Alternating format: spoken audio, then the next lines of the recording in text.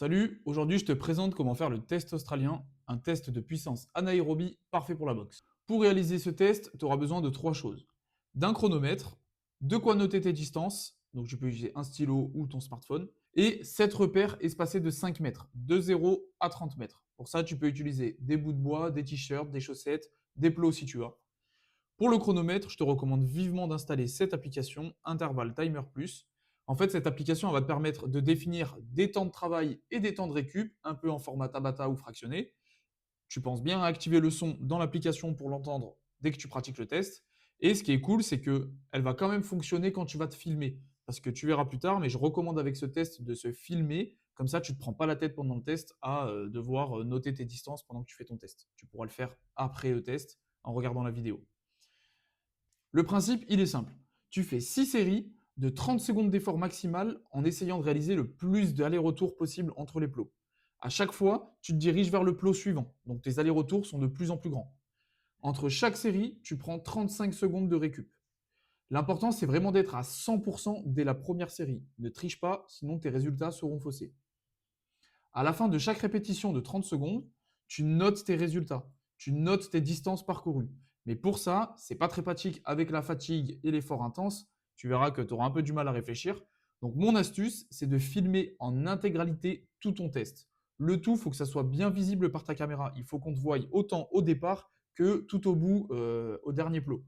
Donc assure-toi d'avoir un peu de stockage sur ton téléphone, car tu vas avoir environ 7 minutes de vidéo sur ton téléphone.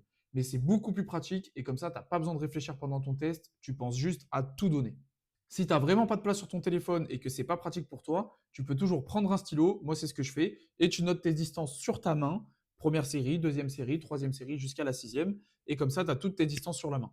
Maintenant, je te montre tout de suite comment calculer les distances parcourues. Donc prenons un exemple. Imaginons que tu commences ici, au plot 0, et donc ça va être ton point de départ.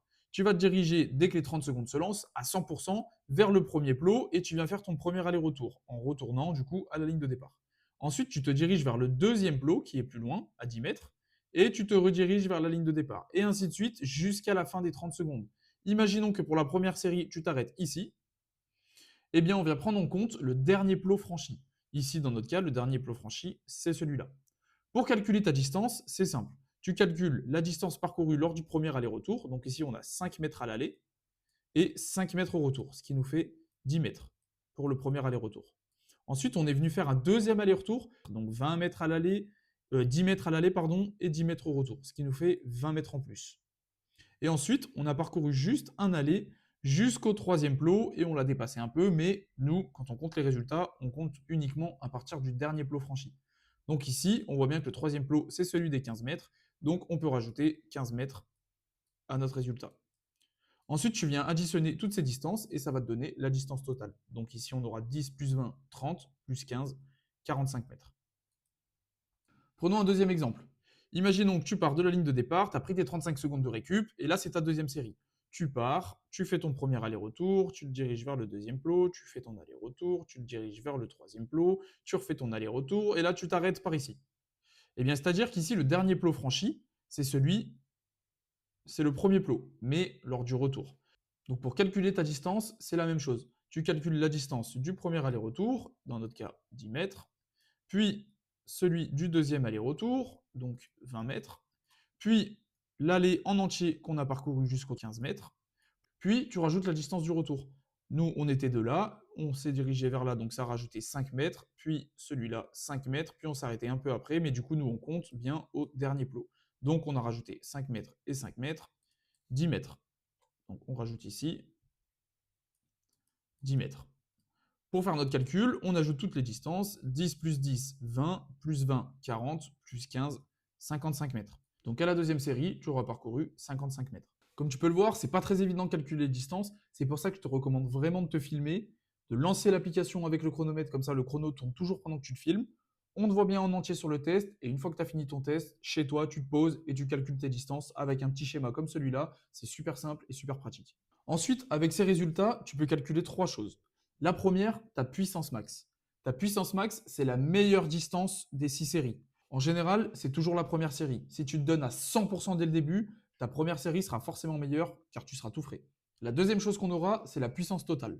Ça, tu la calcules en faisant la somme de toutes les distances des 6 séries. Si par exemple, à la série 1, tu as fait 45 mètres, à la série 2, tu as fait 55 mètres, et ainsi de suite, tu calcules la somme de toutes ces distances et ça te fera ta puissance totale.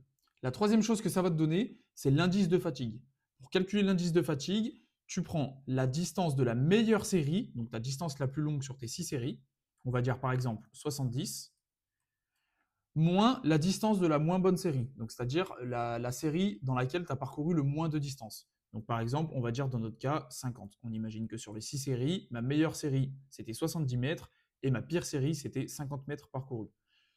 Cette soustraction, je viens la diviser par la distance de la meilleure série, donc ici 70. Et je multiplie tout ça par 100. Ça va te donner un résultat en pourcentage. Et donc, plus c'est bas, plus tu résistes à la fatigue. Par exemple, si tu as 10%, c'est-à-dire que tu t'es fatigué pendant tout ton effort de seulement 10%, ce qui est très bon. Si tu vois un résultat qui est égal, par exemple, à 50%, c'est-à-dire que tu t'es fatigué de 50% dans toutes tes séries. Donc, en gros, tu as perdu la moitié de ton efficacité. En résumé, c'est un super test pour évaluer ta condition anaérobique. Alors, à toi de jouer et mesure-toi avec ce test.